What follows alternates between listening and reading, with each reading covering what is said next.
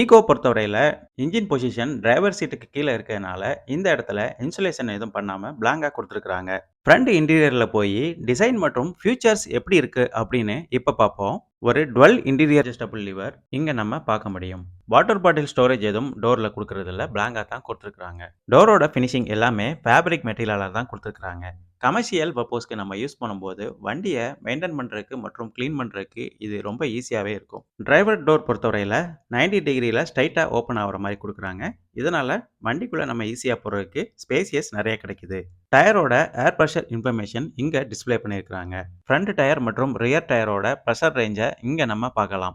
டிரைவரோட running போர்ட்லயும் ஒரு heart plastic treatment குடுத்துருக்காங்க. Driver சீட்டோட height பொறுத்தவரையில ஒரு ஃபிக்ஸட் ஹைட்ல தான் குடுத்துருக்காங்க. இந்த சீட்டுக்கு கீழ தான் என்ஜினும் பிளேஸ் பண்ணியிருக்காங்க. வீடியோவோட லாஸ்ட்ல நம்ம அத பார்க்கலாம். ஒரு சஃபிசியன்ட்டான ஹைட் மற்றும் ஸ்பேசியஸ்ல பிரேக், ஆக்ஸிலரேட்டர் மற்றும் கிளட்ச பிளேஸ்